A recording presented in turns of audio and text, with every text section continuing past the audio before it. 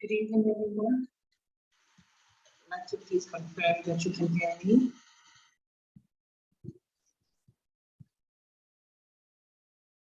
Please kindly indicate in the chat box if you can hear me loud and clear.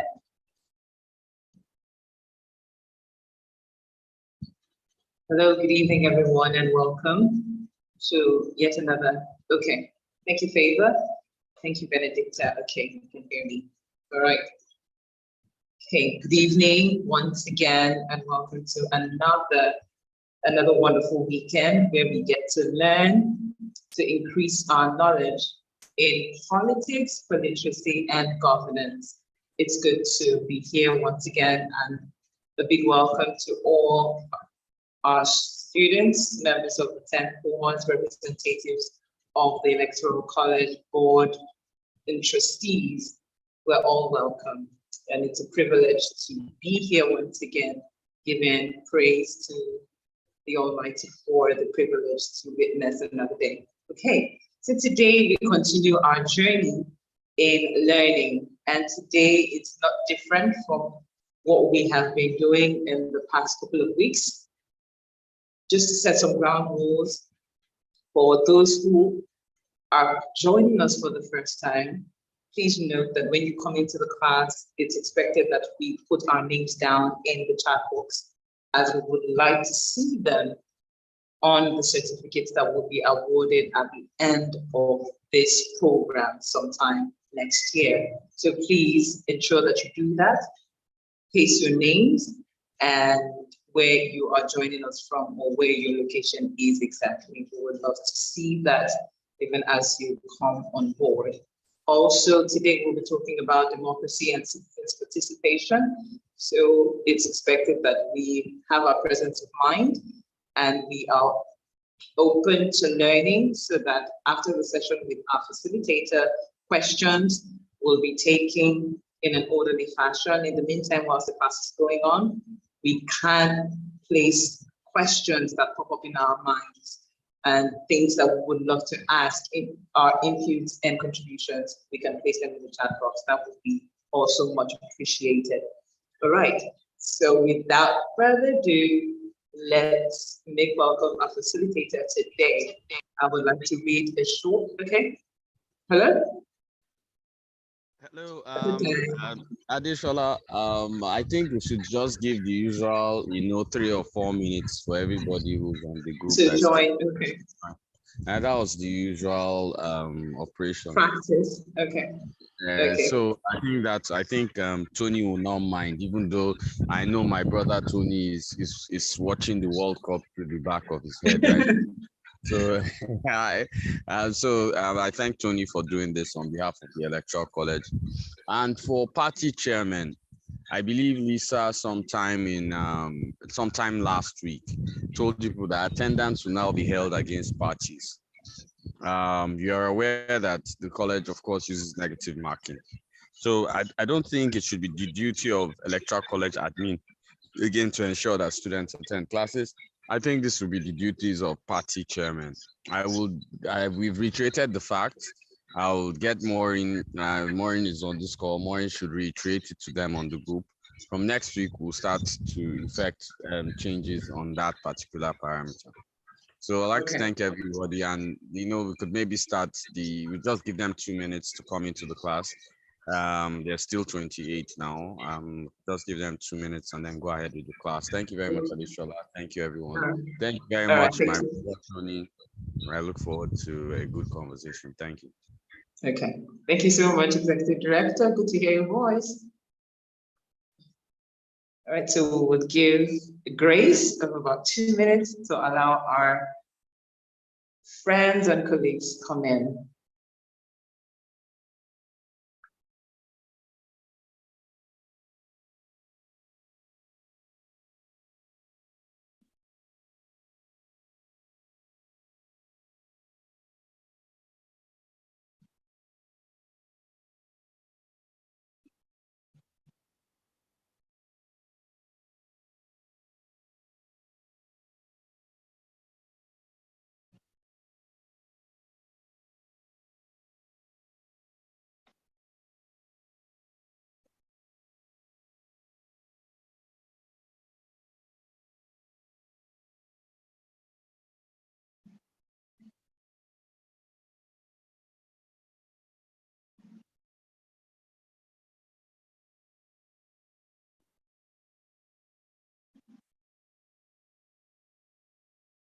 1 more minute to go.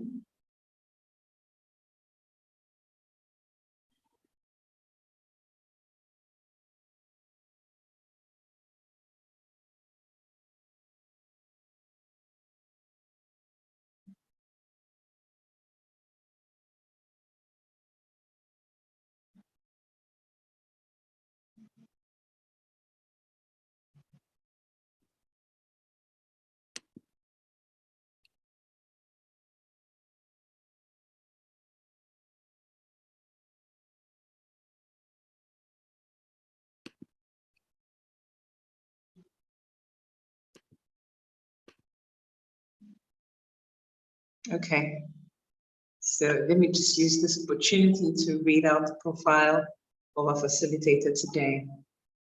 Today, as I mentioned earlier, we will be taking the topic democracy and citizens' participation. Sounds really interesting. So I want us to pay close attention and be present. So our facilitator today is a renowned communications expert. He's also a social commentator. He's the founder of Uburu, a Nigerian-based marketing communications consultancy, providing services to individuals, businesses, and governments across West Africa. He is also an advocate of good governance and civic responsibility. He's the convener of I Am Edu, a movement of young Edu professionals which seek to inspire pride and patriotism in all people of Edu heritage. Interesting. All right, ladies and gentlemen, members of the 10th cohort, Executive Director, on behalf of each and every one of us, would like to make welcome Mr. Tony Usidame to take us on democracy and citizens' participation. You're welcome, sir, and I hand over the virtual lecture to you. Thank you very much. Can everybody hear me? Just signify in the comments if you can hear me. Okay. Thanks, Augustine. Thanks, Olato Kubo.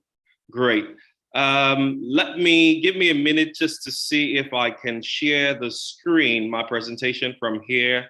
Otherwise, I would have to request the moderators to please share the presentation. Just let me attempt to share it myself, but if I'm unable to, I would please ask the moderator to share the presentation, meaning that you would take control of the slides for me for this presentation. Just a second.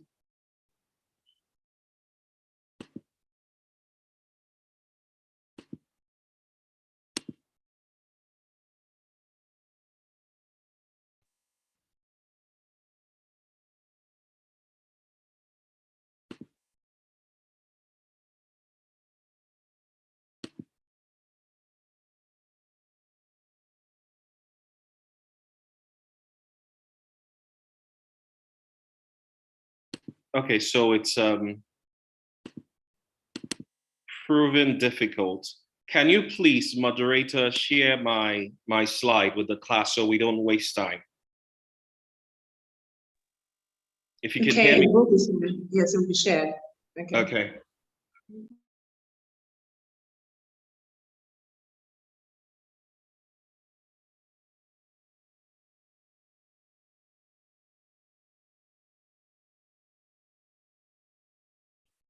Thank you very much. Can we go to the first slide? So remember, our topic today is democracy and citizen participation. And could you make the slides bigger? Because I can hardly read this, and I'm sure everyone else would have problem reading. Oops, not fitting the screen. Are you sharing the PDF file or the PowerPoint document? Please share the PowerPoint document. I think that's better for presentations rather than the PDF, because I can hardly see this. To share that most of the time that proves difficult. Well, let me try. Let's see. full screen. Could you try? No, it's not. It's only allowing me to share as PDF. Okay, could you share again? Let's see what it looks like now. Okay.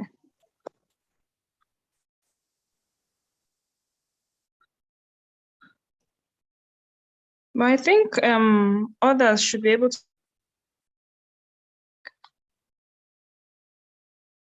It's not so tiny. Okay, all right. So let's begin. The topic again is democracy and citizen participation, and we'll be looking at different forms of government, from anarchism to autocracy. We'll take a look at oligarchy, and finally democracy and what it means.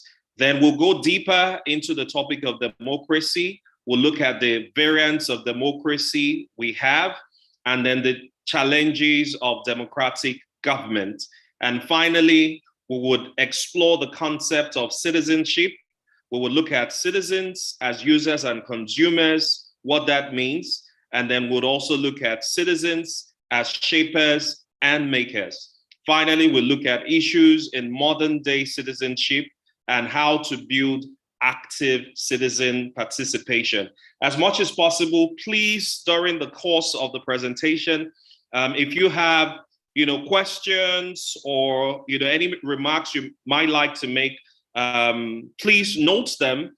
And then at the end of the presentation, we would have some time for questions and remarks.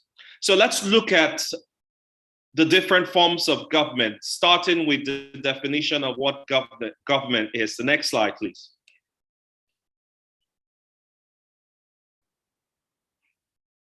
So in simple terms, government is the body with the power to make or enforce laws to control a country, a land area, a people, or an organization. I'll take that again. Government is the body with the power to make and or enforce laws to control a country, land area, people, or organization. When most people think of government, they usually just think of countries.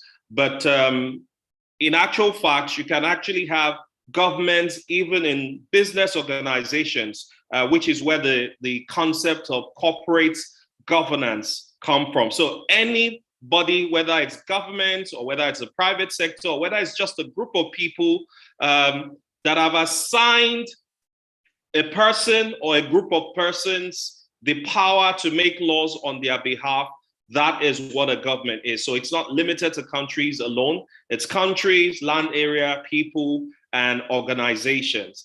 And most societies agree that the existence of governments is morally justified. What differs from society to society is how this government is applied. Next slide.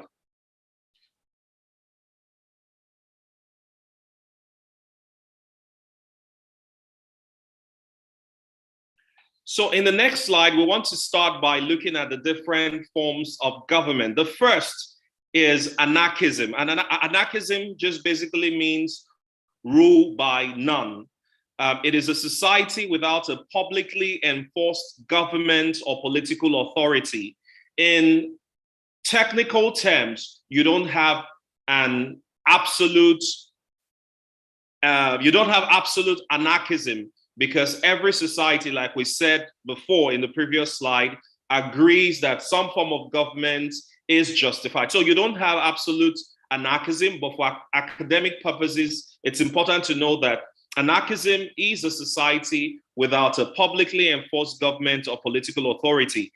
Even though we don't have it practiced absolutely in any society, we would see that even in the other forms of government that we have, there are elements of anarchism, even in the different kinds of government, as we'll come to see. The second popular form of government is called autocracy. And autocracy simply means rule by one. It's a system of government in which power rests in the hands of one person or a small group of people. Examples of autocratic governments are the absolute monarchies in countries like Saudi Arabia, Oman, Brunei, and the UAE, and then dictatorships like North Korea. Those are the popular examples of autocratic government, which I repeat is rule by one. The next popular form of government is oligarchy, and oligarchy simply means rule by a few. It's defined as a form of power structure in which power is concentrated in the hands of a few people. And oligarchic forms of government can be presented in different ways. There's the aristocracy, which is ruled by the nobility, when people of noble birth assume positions of authority and usually transfer from one generation to another. Those are examples of aristocratic governments, which are a form of oligarchy. There's also plutocracy, which means rule by the wealthy. It's a situation where a few people who control the largest resources of a geographical area, country, organization are the ones calling the shot. It's also a form of oligarchy. Then there is meritocracy. Meritocracy simply means rule by the meritorious or the most brilliant amongst us. It's a system of government where people allow those who they feel are the most talented amongst them to make decisions on their behalf. This is also a form of oligarchy. And finally, there is theocracy. Theocracy technically means rule by God. But as you know, God in these systems of government is represented by a person. And an example of a theocratic state is Iran. Finally, let's look at the concept of democracy. The most popular definition of democracy is that it is a government of the people, by the people, and for the people. So democracy simply is ruled by the many. So I'll quickly go over all these different forms again. Anarchism, remember, is ruled by none. This is important for academic purposes because absolute anarchism doesn't exist. Autocracy is ruled by one, where one person makes decisions on behalf of, the majority of us. I cited, different monarchies, the UAE, the Saudi Arabia, Brunei, and dictatorships like North Korea. Oligarchy ruled by a few, and then democracy ruled by many. Next slide. In the next slide, we would explore more what democracy is, its origin and practice. So if I asked everyone in this class to tell me what they understand by the term democracy, we don't have time to do that now, but most of the answers would look like this. Democracy is government of the people. Democracy is the will of the majority. Democracy is competition for political power. Democracy is right to voice your opinions. Democracy is freedom to be part of an organization. It is equality, rights, and representation. Democracy means a free market. Democracy is synonymous with citizen action and election. So these are some of the more popular definitions or understanding of the term democracy. We'll now look at it in greater detail, the origins of the word democracy. The next slide, please. So democracy, as we said, literally means rule by the many or rule by the people. The term is derived from two Greek words, the first being demokratia, which was coined from demos, and it means people, and kratos, meaning rule. Democracy, as we know it today, was thought to have started sometime somewhere in the middle of the 5th century. However, there is sufficient reason to believe that democratic forms of government existed long before the 5th century. Scholars believe that democracy was the natural means of rule among non-literate tribal societies. By literate tribal societies. We're talking of those thousands of years when people generally depended on hunting and gathering for survival. So it was thought that democracy had existed in those small groups of non-literate tribal society. It was the more common means of government, where even in the small units, people elected someone ahead to make decisions on their behalf. The next slide. But as we would see, the conditions began to change. The conditions began to change. There were greater inequalities in wealth among this small groups of people, greater inequalities in wealth as well as in military power, such that the people who were the stronger or the more powerful started to assert themselves over the weaker people.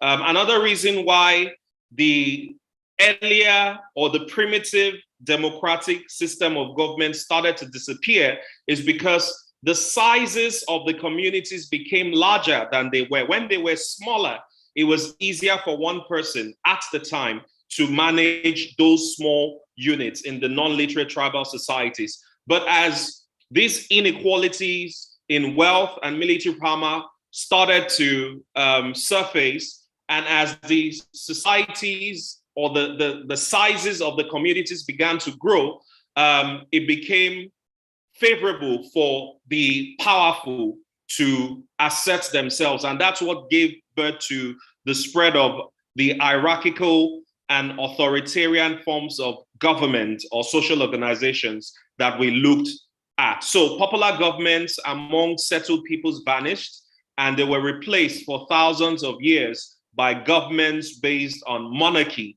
aristocracy, and oligarchy. But somewhere within the 500 BC, conditions favorable to democratic governance emerged again, and small groups of people started to organize themselves, much like the primitive form of democracy, but this time it was reinvented in such a way that participation of the people was greater. And the countries where this resurgence of democratic government started are mainly Greece and Rome. Please, can we go to the next slide so we can explore this further, this concept of democracy. So democracy has different variants, and they are mainly classified into two. There is the direct or participatory democracy, which simply is a form of governance in which the citizen make legislative decisions themselves instead of arrogating the power to representatives, elected representatives. This form of democracy is considered the purest form of democracy. And examples of the direct or participatory democracy are referendums and petitions in which all voters can participate. If you remember, one of the more recent popular examples of a referendum, which is seen as the purest form of democracy, is the Brexit votes, in which case the people of the United Kingdom came out to vote on whether or not the country should remain a part of the European Union. That is an example of a referendum where the people decide on issues that affect them, as we saw in Brexit. I think this was about 2016. Earlier in 2014, the people of Scotland actually had what is called the Scottish referendum, where they voted whether to become an independent state or to remain a part of the United Kingdom. And of course, the majority of the people through their votes decided that they would remain a part of the United Kingdom. That's why Scotland today is still a part of the United Kingdom. I know that the country plans another referendum somewhere sometime in 2023, where the people would again decide whether or not they want to remain part of the United Kingdom or become an independent state. So again, direct or participatory democracy is a form of government in which citizens themselves in their masses are the ones making decisions about what concerns them.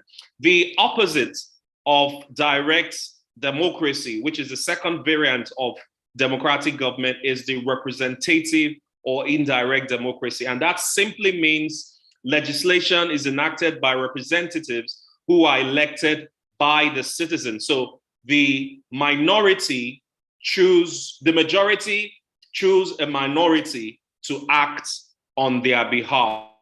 And this is because they trust the judgments of these people, and they trust that they will be able to make decisions that will be in their favor. Next slide.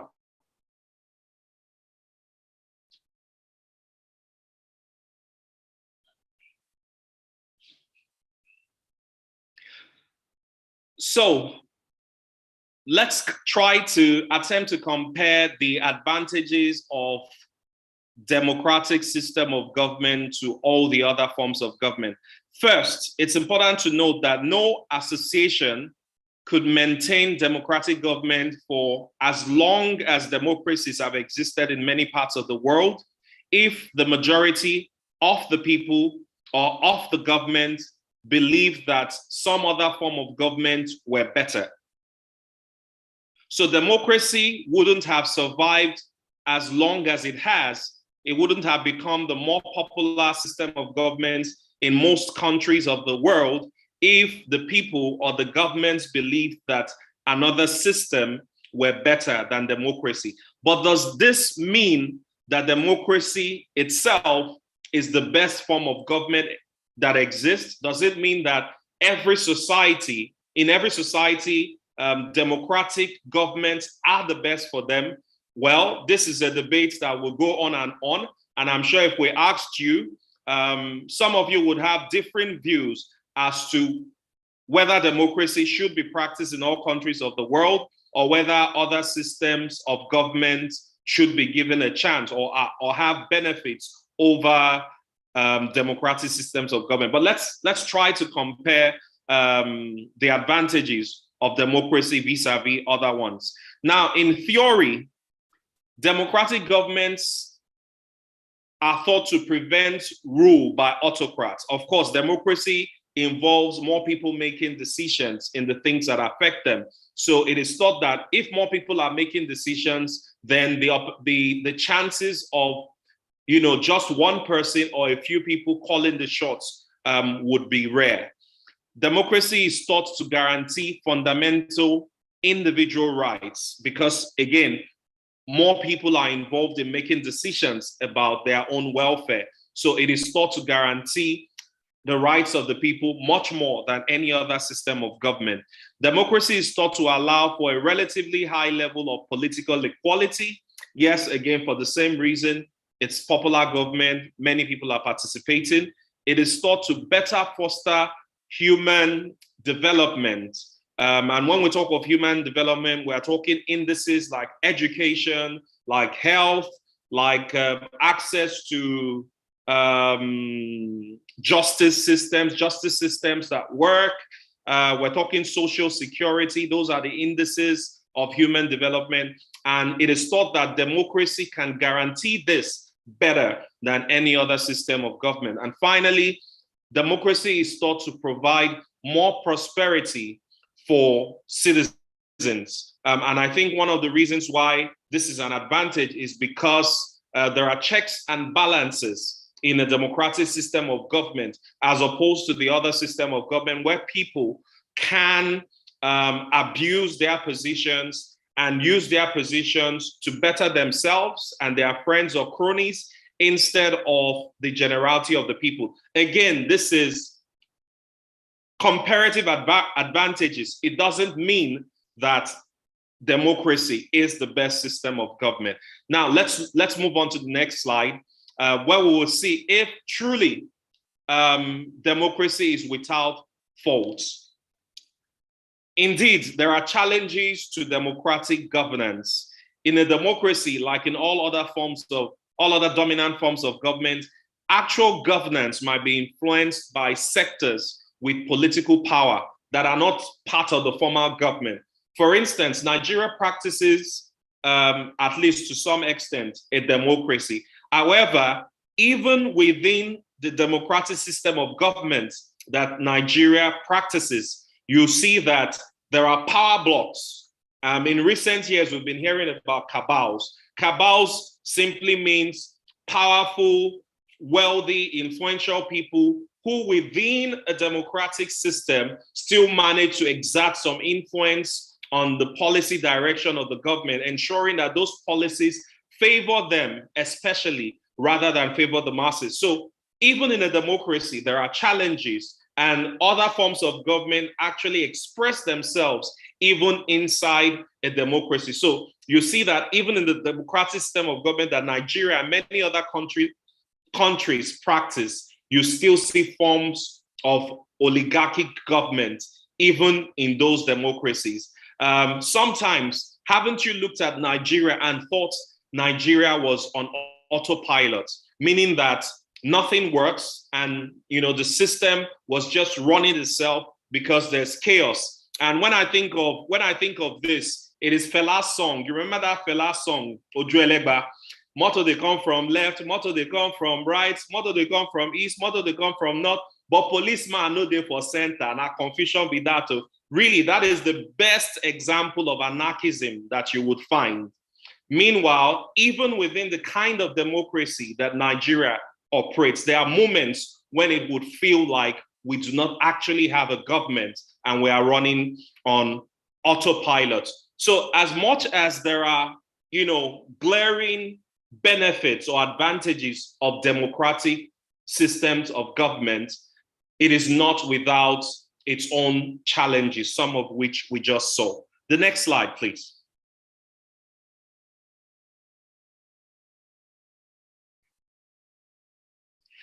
So let us delve more into the concept of citizenship, which is what our theme of today is about. Citizenship is said to be tied to the very idea of democracy. Democracy is the first name and citizenship is the last name. This is according to a Latin American activist, that democracy and citizenship are two sides of a coin. The next slide.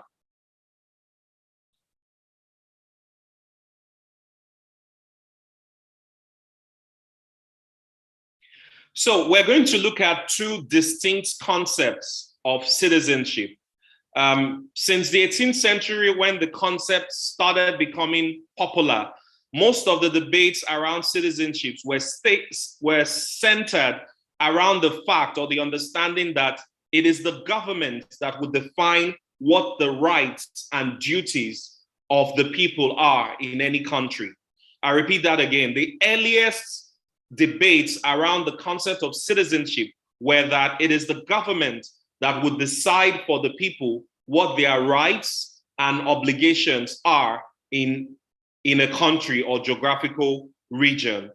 And a model citizen at the time, when the concept started to gain traction, was thought to be one who displays trust and obedience. So the government tells you, these are your rights. You don't have a say in what your rights are.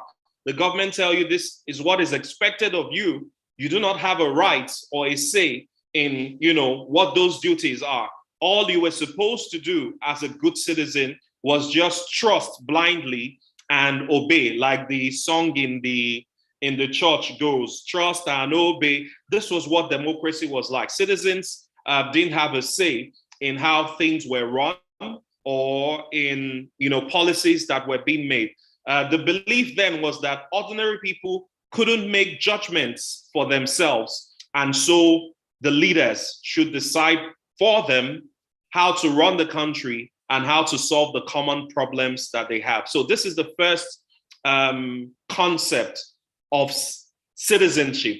Citizens as users and consumers. You just stay there and the government tells you what your rights are and what you have to do. Next slide. As we'll see in the next slide, another system or conception of citizenship started to emerge, and people advocated that it is not that the people don't know what is good for them. The problem is that they are not allowed to be part of that decision. And that is the concept of citizens as shapers and makers. I think we're having some technical issues. Let's give it a second for the slide to upload. There we have it. So the next concept, like I said, is citizens as shapers and makers. Remember, we just looked at the first concept that emerged of citizenship in the 18th century, which was citizens as consumers and users. Now, this second concept is citizens as shapers and makers. New approaches to social citizenship seek to move beyond seeing the state as bestowing rights and demanding responsibilities of its subjects. In doing so, they aim to bridge the gap between citizen and the state by recasting citizenship as practical or practiced rather than given.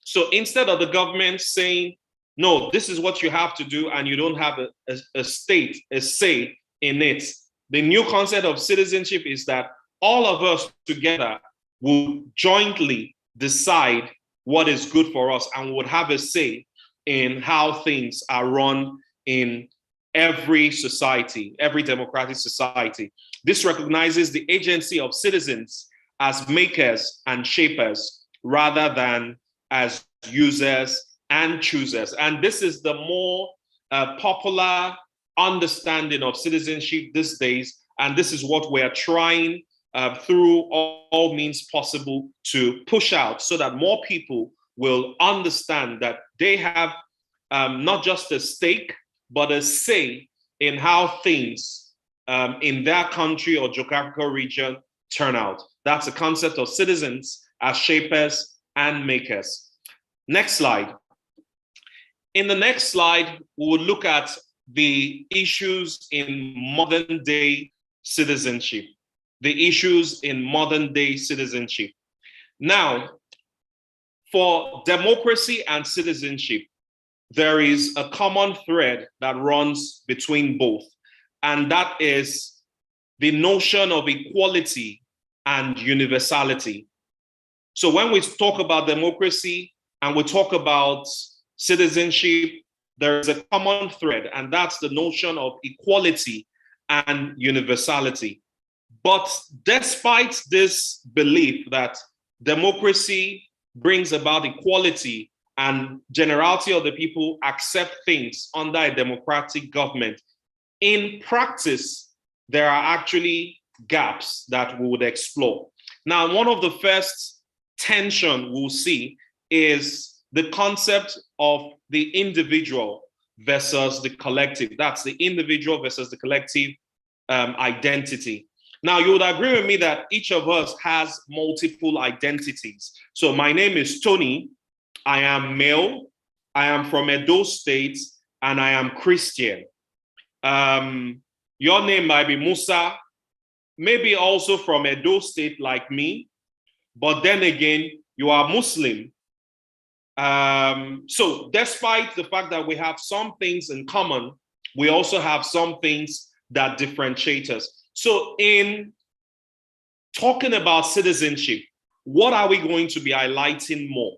Are we going to be highlighting more my rights as an individual? And when I say an individual, I'm talking of the different facets of an individual: his name, his origin, his religion, his culture, his sexual orientation, and all the different things that constitute our identity as individuals.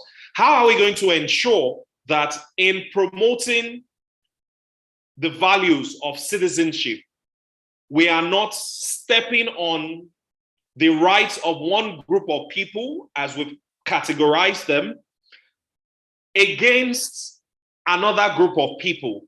Those are real issues in the practice of democracy. For instance, one of the biggest campaigns globally is the LGBTQ, which stands for lesbian, gay, bisexual, transgender, queer, and LGBTQ. Yeah, queer, transgender and queer. So they have a strong voice generally today. So as we're advocating the rights of, Tunde, who is a Muslim, how far can we go in pushing the rights of Tunde, who is a Christian, and a straight or an heterosexual man? How far can we go in pushing the rights of Tunde, a Christian, heterosexual, without negating or depriving the other person who doesn't identify like Tunde does, maybe in his sexual orientation or in his religion? So these are still issues that we're still trying to grapple with in modern day citizenship, because as varied as we human beings are, so are our lifestyles, so our religions. How do we ensure that in a democratic setting, we are able to advance the rights of one without usurping the rights of another? This is a huge challenge in modern day citizenship. Can we move on to the next slide? In the next slide, we'll see another tension in modern day citizenship that we have to grapple with, and that is private life versus public life. Now, society mostly treats what happens in private as different from what happens in public. But should there really be a difference in what is expected of us in private and what is expected of us in public? For instance, a couple of years ago, there was a certain senator from Adamawa State. I think his name is Senator Abo. If you remember, there was this issue in the news about him going to a sex shop and assaulting somebody inside, a lady inside the sex shop, because he had the security services at his disposal.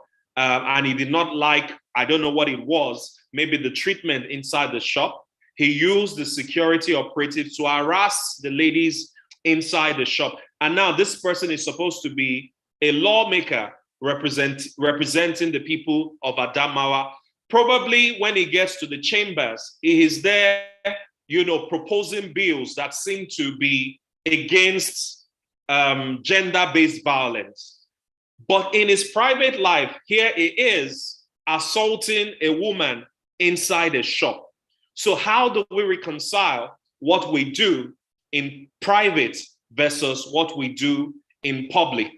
Now, let's leave people who are far. Let's look at ourselves. For instance, we claim to be unbiased people. Now, if you found yourself in a position where you were to employ people, how many of us would prefer to employ people from our tribe, from our religion, or from our sexual orientation, whether heterosexuals or you identify as, any of the other different kinds of sexuality or sexual preferences out there?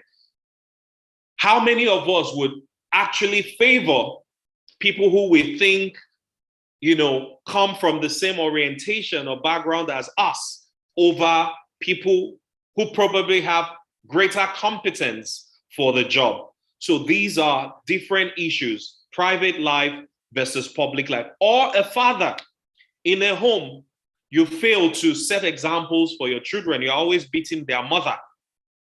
Similar to the example, the Senator Abo example I gave. You're always beating your mother.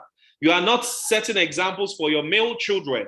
And then you get to the house tomorrow, or you get to church, maybe you're a pastor or an imam, and then you get to church tomorrow, and then you are preaching for people to raise their children well, or for men to love their wives, when in actual fact, inside your home, when the door is locked, you are doing the exact opposite.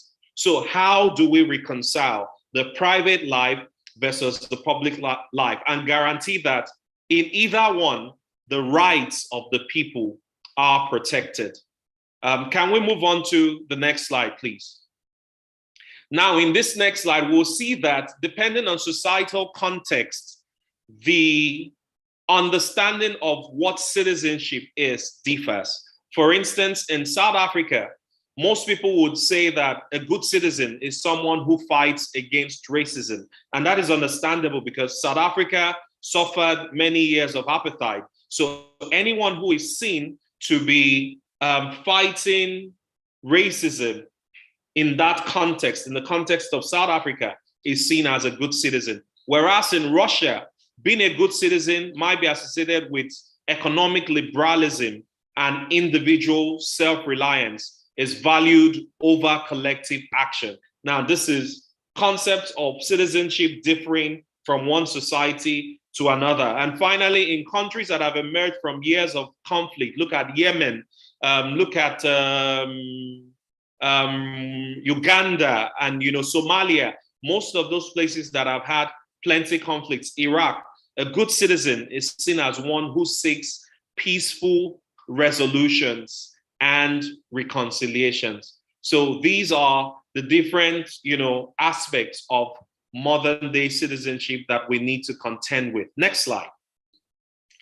Now, what makes a good citizen? What makes a good citizen? There are several factors. One, being informed and aware of social, economic, and political issues. It is not enough for you to be interested only when Big Brother is around the corner or the World Cup, as we currently have, is around the corner.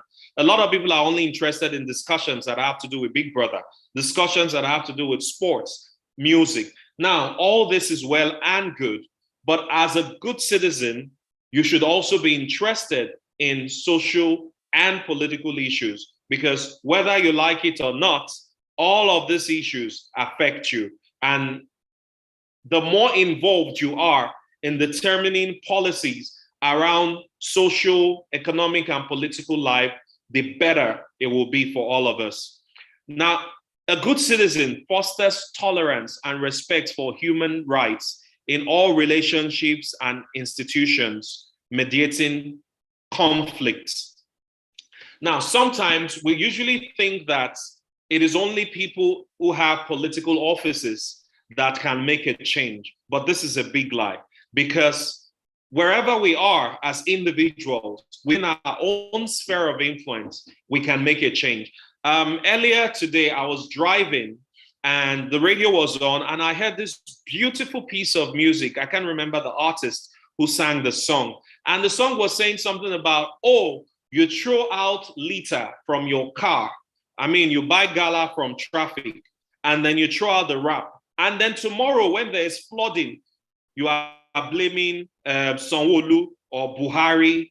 I mean, is it Buhari that came to your area or wherever you were driving past and clogged all the drainages with litter from what you ate? So sometimes we talk about problems, we see only problems, and we try to put the blame at the table of just elected public officials, when in actual fact, we ourselves have a role to play in solving many of the challenges that we encounter as a people. So a good citizen within his own sphere of influence should be able to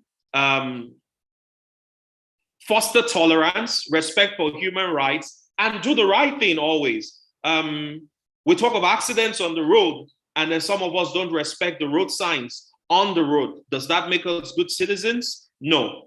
So when we talk of citizenship, we don't only look at responsibility from the perspective of the elected government officials. We as individuals also have our own roles to play. As a good citizen, you should be concerned about taking steps to combat disadvantage and injustice. And here, I would like to point to one example, an example I cite anytime I take this class. Social media is such a huge tool now, And a lot of people have become power blocks on their own. They are not political leaders. They are just entertainers. In fact, most of them go by the name influencers because they command a large following amongst the people. Now, one of the more popular influencers, I'm sure most of you would know, is somebody called Tunde Ednut. Now, I don't know if he still does it, but there was a time when Tunde Ednut would put pictures of ladies, and then he would ask smash or pass, basically asking, would you like to have sex with this lady or would you not? Now, despite being an influencer, an entertainer, as he likes to call himself, what he is inadvertently doing with posts like that is further feeding the objectification of women. Now, as influencers in our own right, we don't have to be a Tunde Edna, but wherever we have some influence, we should try to see that we are using our influence or our medium to speak against actions that would be seen to be detrimental to any group of persons in the society, whether they be male, whether they be blind people, whether they be people with special conditions, autistic children, people with Down syndrome, children with special needs. We should ensure that we are using our medium to protect the rights of those people and campaigning against people and actions and policies that are against such set of people. Now, by the smash or pass posts that Tunde Ednut make, is using his medium to further objectify women, which is something we're trying to move against. Some of us, and the comedians do this a lot, in trying to make people laugh, just like Tunde feels is entertaining people by making such posts. And a lot of us go there and say, smash, pass, smash, pass. Some of us too, some comedians make jokes about autistic children. You see them doing, making jests or caricature of people with special needs. But in their minds, they think they're only entertaining us. Wherever we are, if we're amongst people, even if it's at a beer parlor having drinks, and we see people making remarks that denigrate women, remarks that are against the rights of a certain group of people, right there and then, just as we are drinking with Ifeanyi and Aisha and Tunde and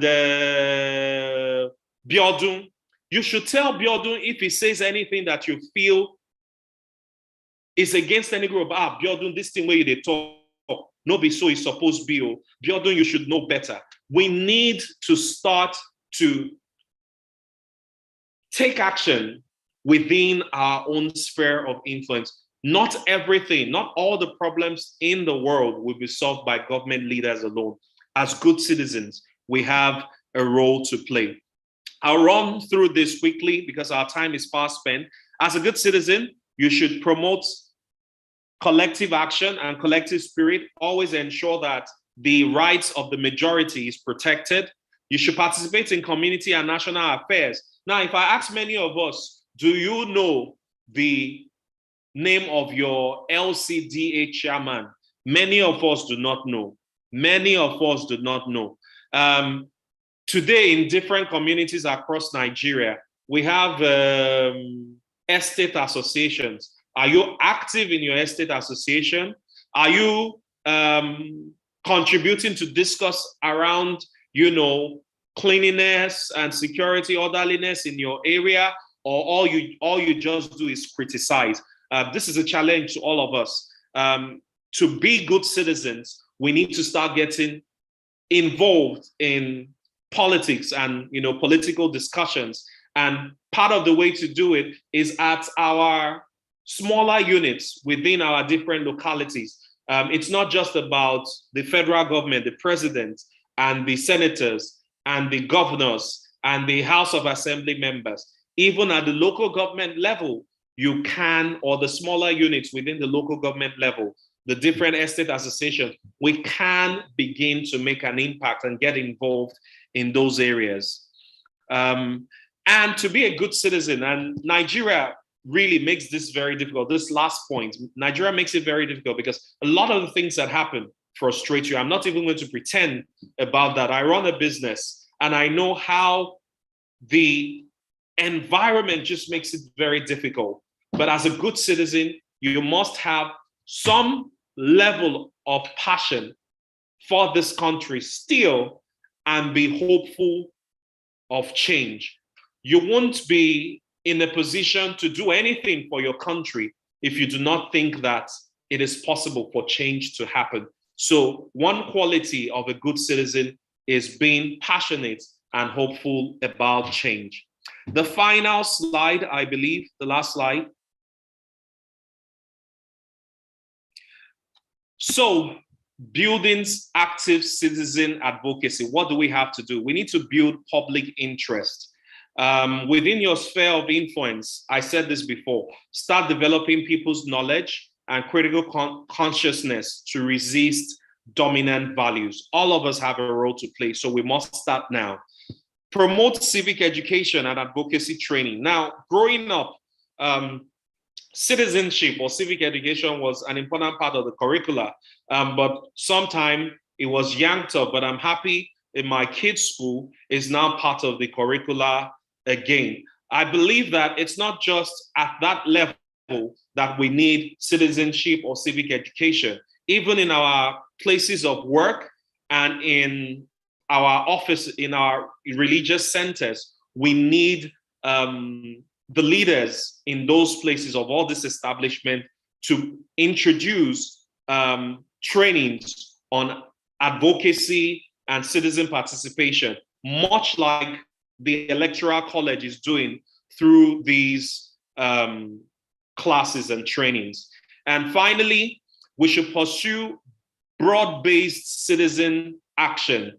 Remember that analogy about a broom. If you have a stick of broom, it is much easier for you to break it. So if we want to canvass or advocate for change in policies of government, from the ones that don't favor the citizen to more citizen-centric policies, it is important for groups or organizations that have common interests to come together and form a bloc and together advance their causes, because we're always stronger together.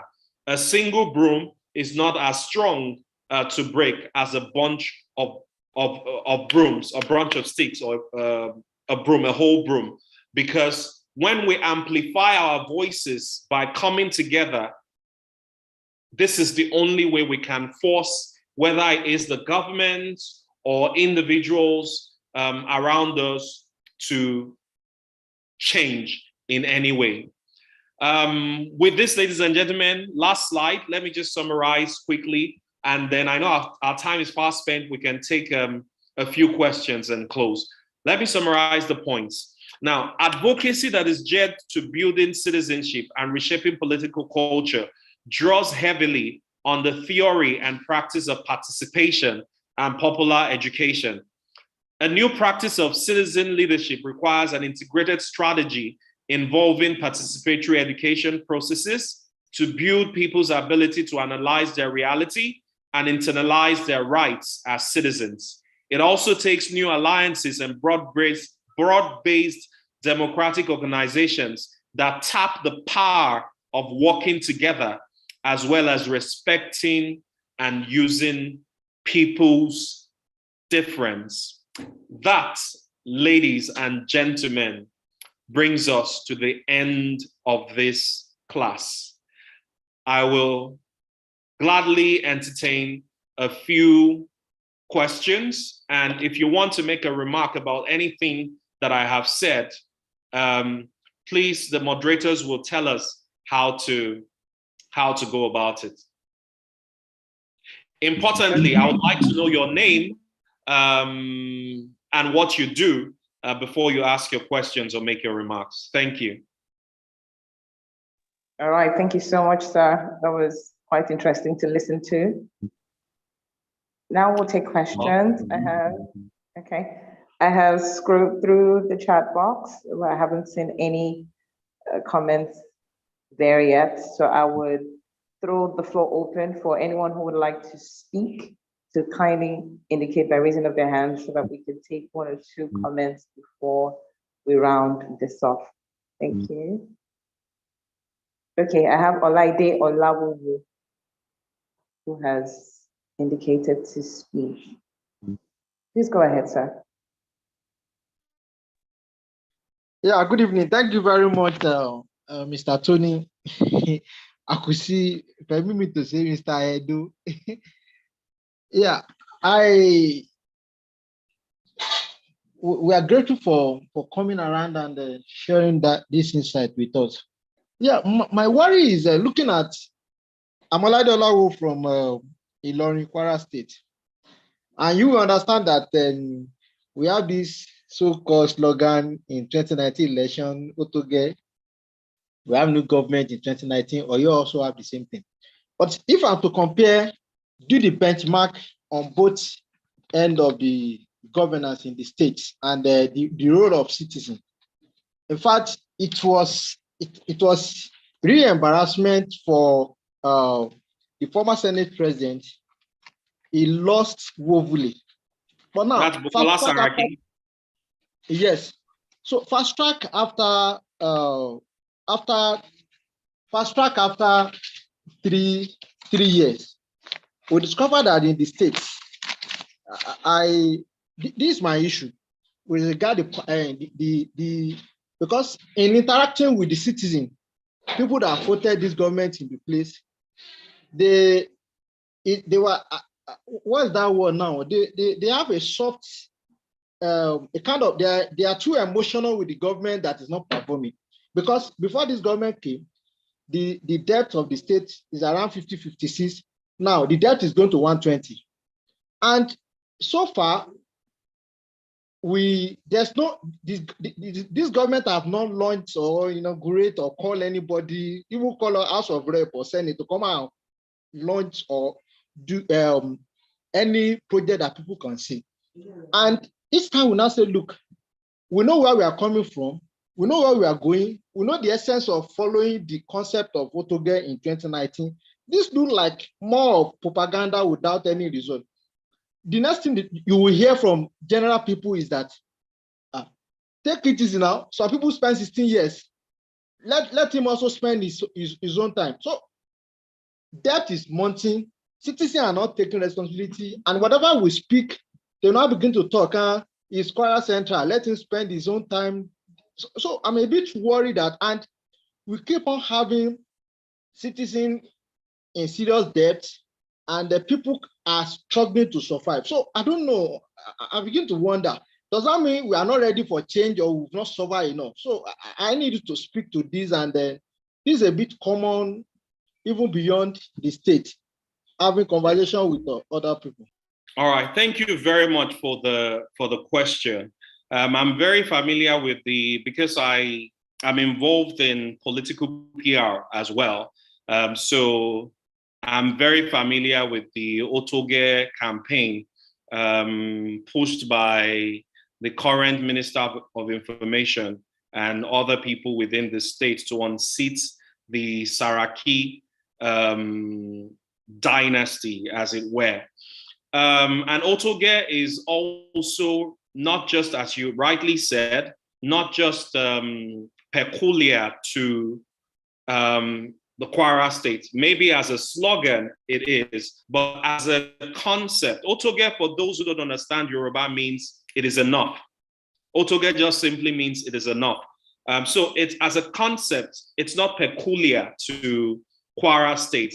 If you look at the political climate in Nigeria as a whole now, Otoge, even though it is not the adopted slogan, seems to be the general sense. It's a sense of the people being fed up of, the way government is being run and how they think that power has been in the hands of some people who would rather seek to use it for self-serving purposes or to compensate their friends and cronies rather than to work for the betterment of the majority of the people, which is what a real democracy should be about. Now, as much as you try to talk to people, you will still find the kind of people that you identified in your state. People who act more based on sentiments. You know, for instance, rather than look at performance, they are looking at, oh, because XYZ from XYZ senatorial district used 4 years or 8 years. Even if another person from another district is performing woefully, we should also give him the time to complete 8 years of woeful performance. No, as much as there are people like that, there are also people who now understand, or who are beginning to understand, that we cannot continue to do things the same way and expect a different result. So I beg you, like I beg everybody listening, don't be frustrated by, you know, the people that you see that seem not to understand the need to take drastic decisions, to take our future in our hands. Keep doing the little you can. If we don't get it right now, this is the beauty of democracy. If we don't get it right now, we would have sent a strong message to our political leaders that getting our votes is not going to be simply a question of sharing 5,000 naira to the electorate. You are going to have to prove to us that you have what it takes to solve the common problems that we have. And if we trust you based on your manifesto, and for any reason you do not live up to the promises that you make, we have the next 4 years, in the case of the president and the governors, to remove you and put somebody who we feel will better serve our interests. Don't forget that apart from the president, the position of the president and the governors, we also have representatives, and we have tools for recalling our representatives that are not performing. So we don't even have to wait 4 years. Once you see that somebody representing you is not performing, there's a process. Just get people to align with you and start a process of recall. We can recall non-performing senators. We can recall non-performing House of Assembly members. We do not have to wait till 4 years. But whatever the case, in spite of, you know, the people that we see that don't seem to get the urgency of making the change, don't give up. Let's just keep doing our best. If we don't get it right this time, it won't be a total loss. We would have tried in awareness creation, but we have a chance to get it right the next time, which is the beauty of democracy. And we must just continue doing what we can, like I said, within our own sphere of influence. I hope that answers your question, sir.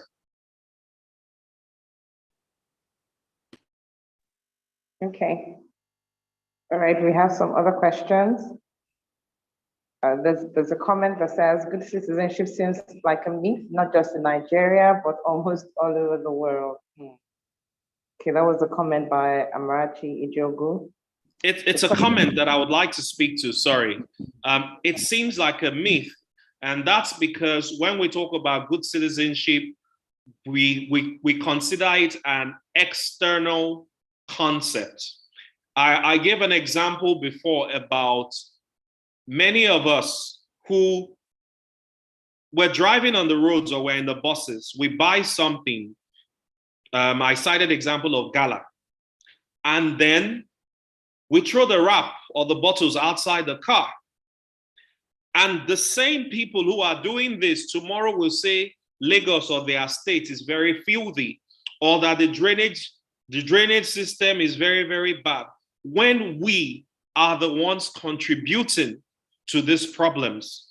So until we start to look at ourselves as stakeholders in the Nigerian project or any state or country that we come from, the concept of citizenship will continue to will remain a myth, which is where the problem lies. Because we think when we talk of Nigeria, we think Nigeria is just it's a geographical space. Nigeria is not a geographical space. Nigeria is the people, and we are The country is what we see in the country is a reflection of the people within the country. So if we want Nigeria to change, if we are fed up with the way things are, and we want to see things change, then we as individuals need to take our rightful place as stakeholders in the Nigerian project and do what we can within our own space and sphere of influence to bring about the change we want. Change might not happen overnight. Actually, it may not happen overnight. But as much as we keep trying, we keep making the effort, we will get there. The democratic system that we seem to be practicing today is how many years old? Nigeria is just 62 years old compared to countries like the United States that have practiced democracy for so many years. So don't consider it a totally hopeless situation. We need to keep trying. And I keep hammering within our own sphere of influence. We are the ones who elect the people into power. And the leaders are a reflection of us. So if we made a mistake in the choice of leaders that we elected one year, we have a chance to correct it in the next year.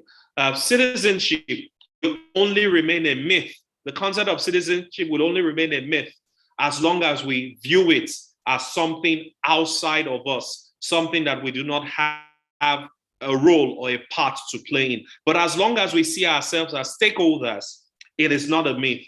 And whatever change that we want, it may take time, but consistency and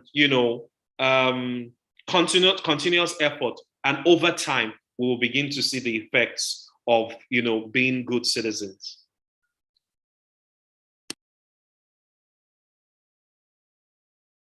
All right. Okay, let's take, we have 2 more hands or 3 more hands now, aside from the questions in the chat box. Okay, let's take Nerat Dagwi. I hope I got your name right. Davonyam. Okay, let's take you quickly in a minute or less, please. All right, good evening. Almost got the pronunciation for my name right. My name is Nira Dagwi, but the pronunciation of it was very close. So my question is, somebody had asked a question in the comments and said, in a society where is diverse with a lot of culture and ethnic group, what is the best form of government? What is the best form of government the society should adopt as a system of government? And my question is similar. I was in a conversation with someone once, and he had mentioned how if democracy as a system of government was not imposed on us or was not an option, what would it have looked like if our traditional systems of government were led to evolve and just bloom? What would it have been like? So I'm asking your opinion now. What do you think it would have been like if our original traditional systems of government were to grow and evolve with it? Do you think it would have been more beautiful? I'm of the opinion that it would have been more beautiful than what we have with the democracy, but I need more. Okay.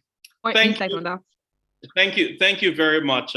Very interesting question. For the same person who asked in the comments, I would attempt to answer. First and foremost, there is no right or wrong answer to what system of government you think would work best. You can argue in favor of any, which is why earlier during my presentation, I did stress that the fact that many nations practice democracy doesn't mean that democracy is the best or it is a perfect system of government. Personally, if we could evolve another system that will better guarantee the rights of the people and prosperity for more people, I will be happy. But as far as we know, most of the countries of the world, I don't know how many they are, I think about 160 or something, of 183 or so, are practicing democracy. Now, if most of them are practicing democracy, trust me, it is because they think that it works better for them than every other system of government that we looked at. Now, every system has its pros and cons. talking about our traditional ways of doing things. Remember, I mean, I didn't live through those times, but watching our Nigerian home videos, you would see cases where people who had committed crimes in a village, they had a way of judging, you know, whether you were guilty or not. And they had supernatural ways. They would have a dibia or the oracle of the village who would ask the gods. And then if you were guilty, some supernatural affliction would befall you. Now, if that were true, if it happened like that, trust me, in a system like that, where it had a ruler, somebody leading the people, and it had the dibia and council of chiefs, you are likely to have lesser crimes than in a system as we have under the democracy, where you have to go to the courts. And you know, in the courts is who argues their case the best.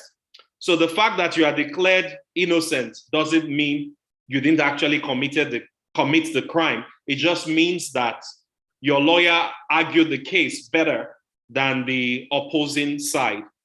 Now, that is not to say that even those olden days systems are not without their problems, because those were more autocratic in nature, and the interpretation of what was right or wrong was dependent on how the leader or the leaders, as the case, whichever case, would be dependent on how they saw it, that perspective. And their perspective may have been colored by their upbringing or knowledge, because people only judge based on what they know.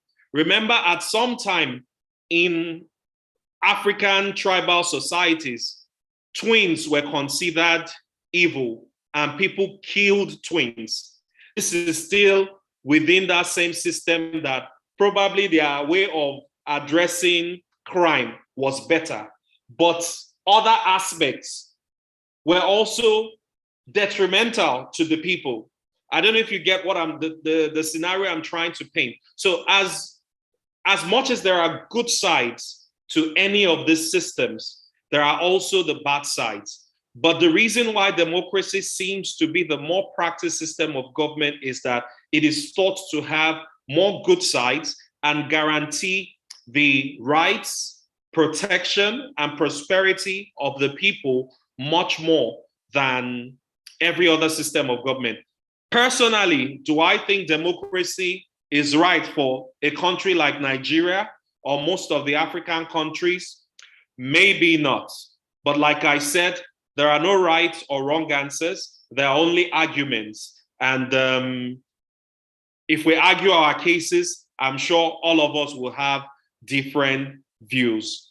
But whatever it is that we practice, whatever system of governance that we practice, we just need to ensure that that system is working for the majority rather than for a few. And that is what makes a system good or bad. All right, we'll take the last. Okay, I thought I saw just one hand earlier. Okay, we have Wisdom Igose and Kwado Benedicta Dufan. So let's take Wisdom first, and then Kwado could be next before we take the questions of the chat box. Good evening, Mr. Tony. Thank you for the class. It was really, really insightful. And okay, I stay in Kaduna. Okay, I came to serve in Kaduna anyway. So I was serving with the state government. And the next year, I was taken to work with the state government. So I've been working with the state government since 2019. And I'm still working with the state government. So I'm still very young, and we discovered a lot in the government system. The government system, I discovered that from the grassroots is where decisions are actually being made. And we are the ones that actually determines how it goes. Then it goes through a process where it gets to the state governor, and he somehow imputes on it or disapproves it or nevertheless approves it. So it is a system that allows everybody to have their own input. Like in the case, I want to use an example. In the case we did urban renewal, is a scheme for the entire state. His second regime. And most of the ideas, they came from us. Most of the idea came from us, and most of them, they were executed. But what I discovered later on was why there's a very big gap between what we input and the welfare of these citizens. There's a very big gap. And I think that's what the state government really needs to look into. Despite the fact that it's more of, in the private sector, if you put that type of amount of effort, you're going to get huge rewards. But in the system, it doesn't allow you to get that kind of reward, where a lot of people now end up joining the political appointees or joining the DGs and to just commit crime. I mean, the kind of crime is like take huge funds or the name of projects and stuff like that. So I think that gap should be resolved. And it will actually encourage more people to get into the government system, knowing that, okay, if I do this, if I'm being sincere, if I honest with my job and everything, it's going to give me a very good earnings. And there's no need for me to start joining other people to steal and all of that. So I really think there's that gap needs to be resolved so that it can also encourage young people. I know a lot of young people want to go into the system, but when they get a private contract or private job or they don't even think it twice. They just move and causing the same people at the grassroots. I'm talking about the grassroots now. Talking to people at the same grassroots who are actually implementing these things to make the system not work. So I really think that gap needs to be settled out before we can actually talk about having the right people there. So I don't know if you understand what I'm trying Yeah, I do. And it's a very, very brilliant submission that you have made because you've worked with the government and you're speaking from a privileged perspective or viewpoint, which I really, really appreciate. And I don't have the answers, the right answers, right? I am not an expert in politics or government. I am just passionate about the roles of citizens. And I strongly believe that citizens, a country is as good as its citizens, and that the more people get involved in the affairs of a state, the more the state will progress. So I agree with you that the gaps need to be bridged. And fora like this, what Electoral College is doing is important because it educates us, like you just educated, everybody in this class now about these gaps. And then we can begin to debate. We can't answer all the questions or solve all the problems here. This class is only about, say, max 2 hours. The problems of Nigeria are complex. The other day, I was reading in the papers how Buhari was accusing state governors of not letting the monies for projects get to the local governments where the real projects are supposed to be done and the real impact is supposed to be felt. So there are complex problems that are there. But you see, all of these leaders did not drop from the sky. They are your brothers. They are my brothers. They are my friends. They are not your brothers or my brother. They are your friend's brother or somebody's brother. They are not aliens. They are from amongst us. And somehow the electoral system, whether we were part of it or not, produced them as our leaders. Now, we don't need to cry over mistakes that have been made in the past, but we have a chance with subsequent elections to correct some of the ills of the past. So if you and I can begin to do our parts, and I mean not necessarily in political positions, as many as have the calling and the passion to be in politics, by all means do. But it is not just by being in political offices that we can effect changes, as I've been trying to say all through this presentation. In our homes, with our kids, what are we teaching them? What values are we teaching them?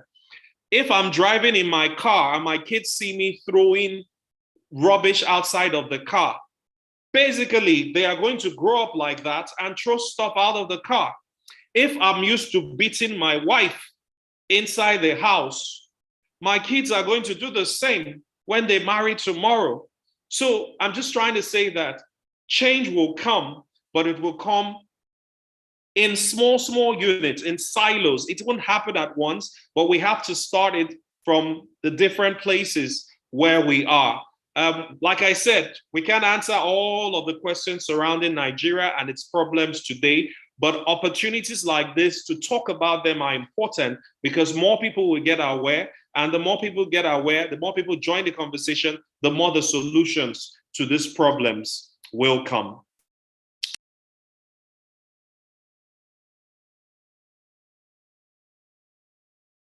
All right, let's take the final question from Kwado, and then we can wrap this up.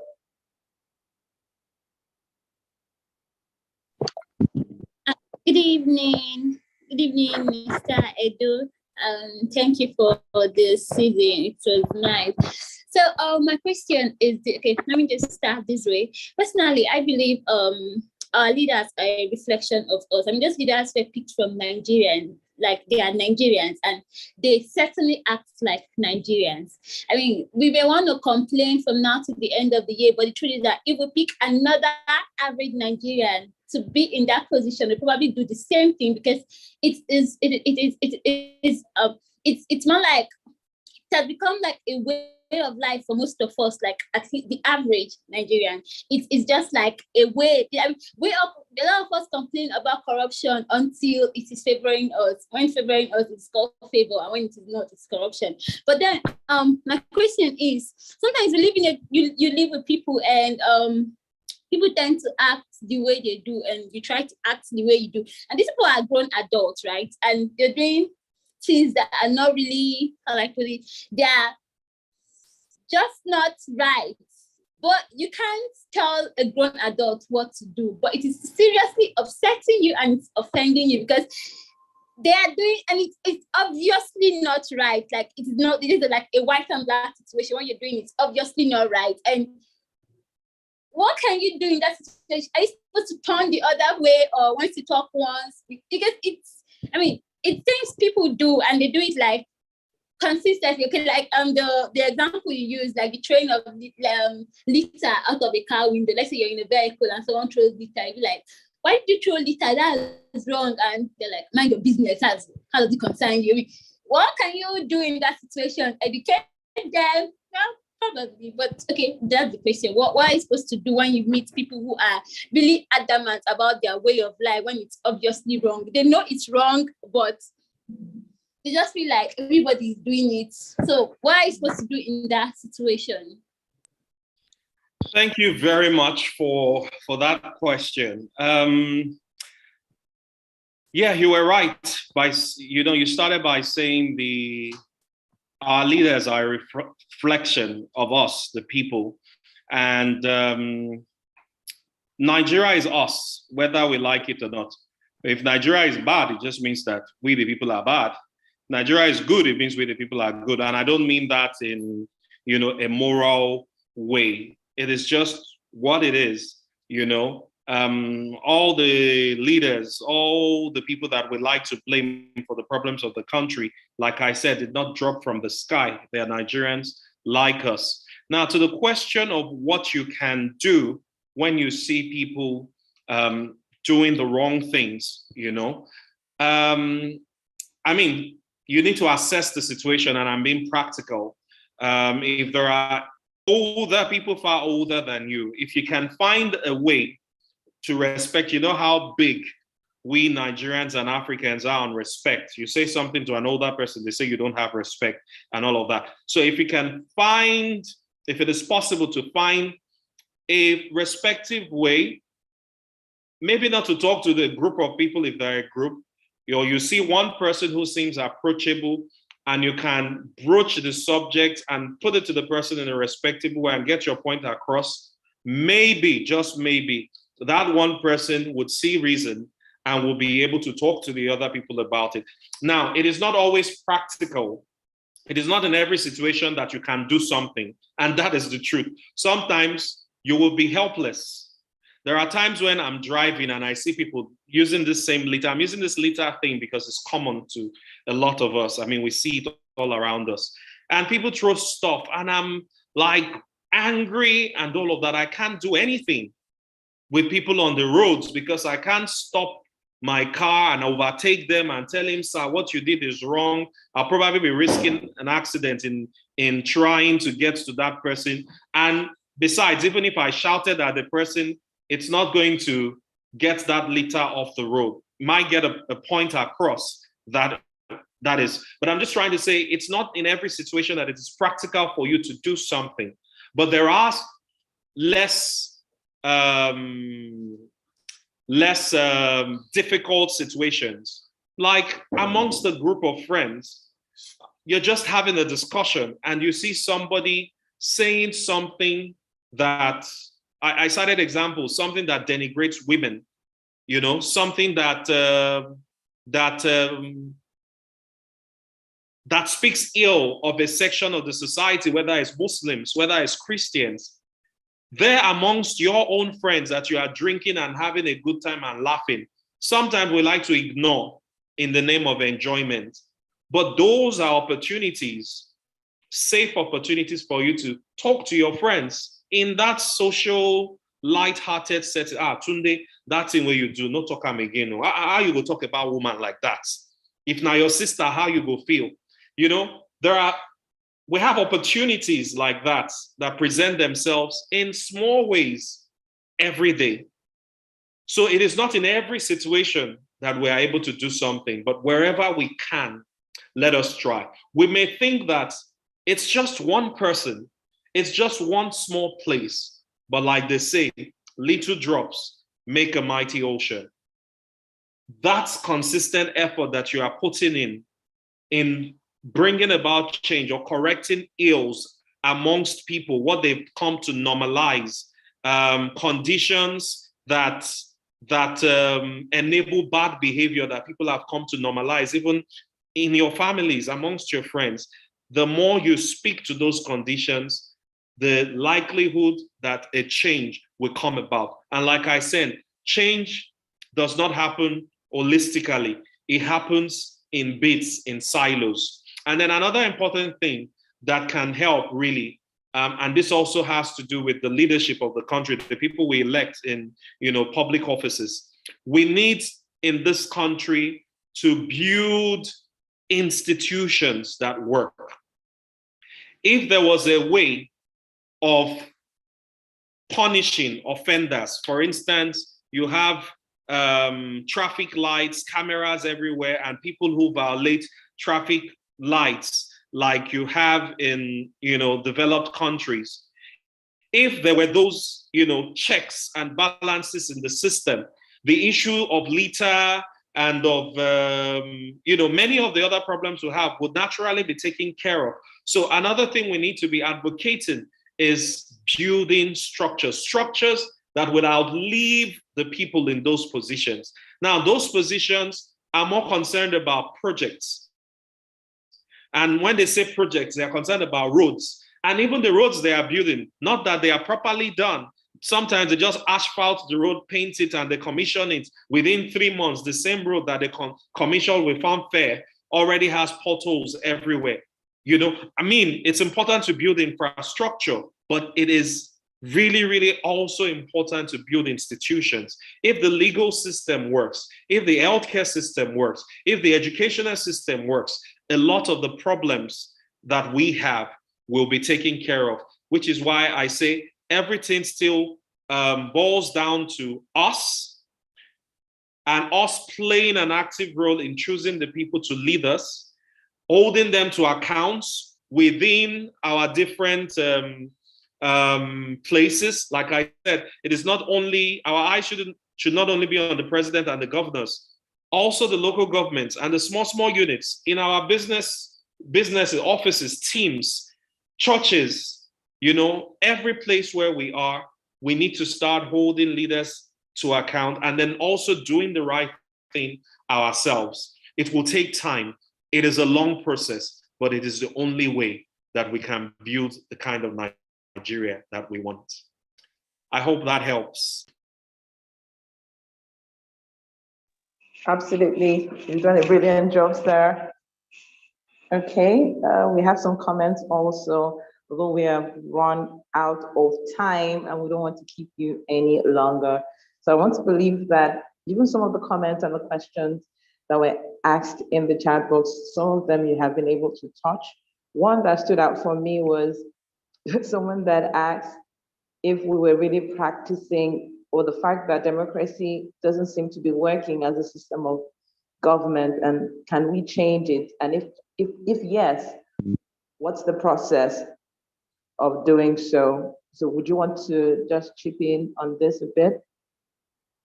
Yes, I mean, I already talked about the different systems of government and the fact that no one is without its challenges.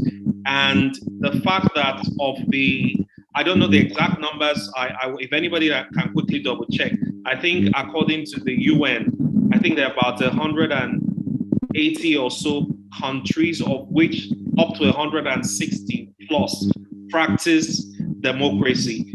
Now, if most of them are practicing it, it just means that compared to other systems of government that are out there, it works best for those places that are practicing it. Is it perfect for Nigeria? I do not know. Is it perfect for Africa? I cannot say categorically.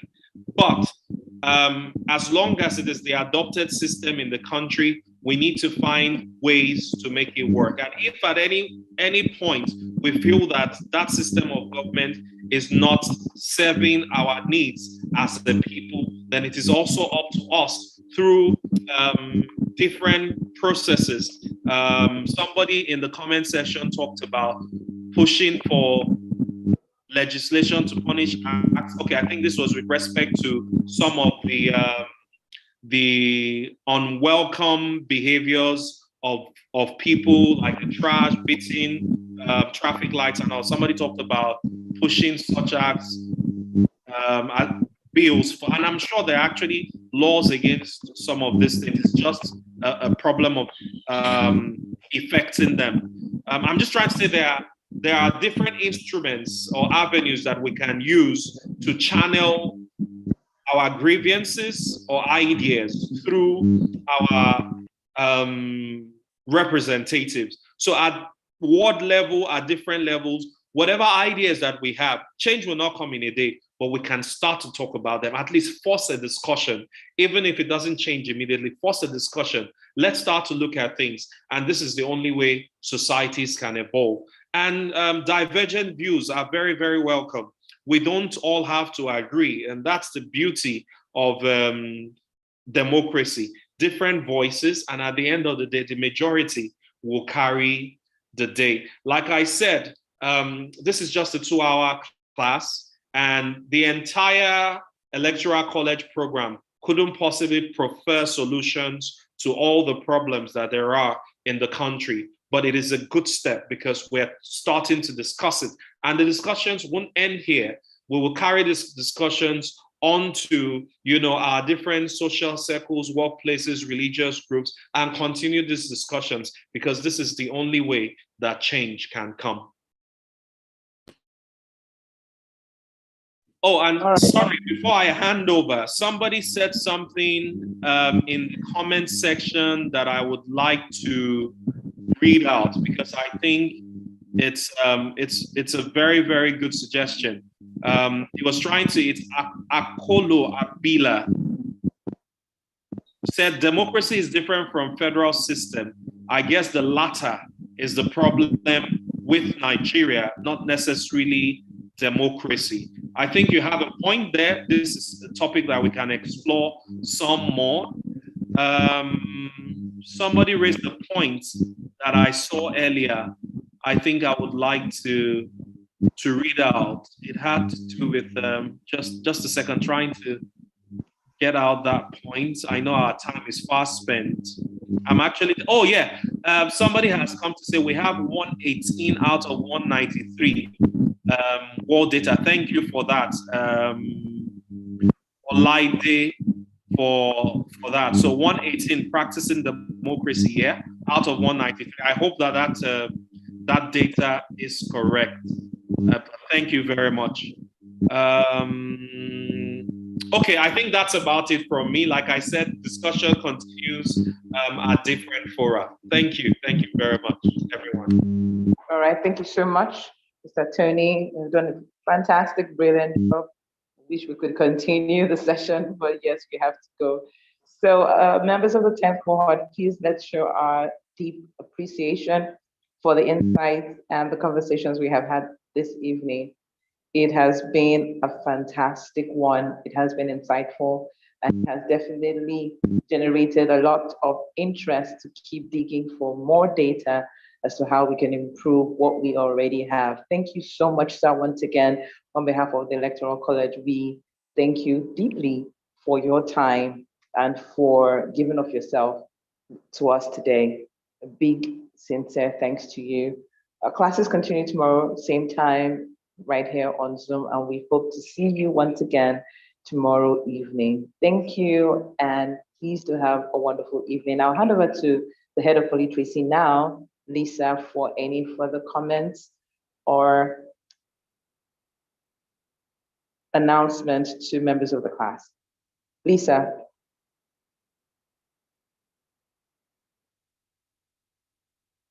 Hello, Lisa. Maureen. Okay. If there are no comments, okay, let's just round this off. It's good night from me. See you tomorrow. Bye-bye.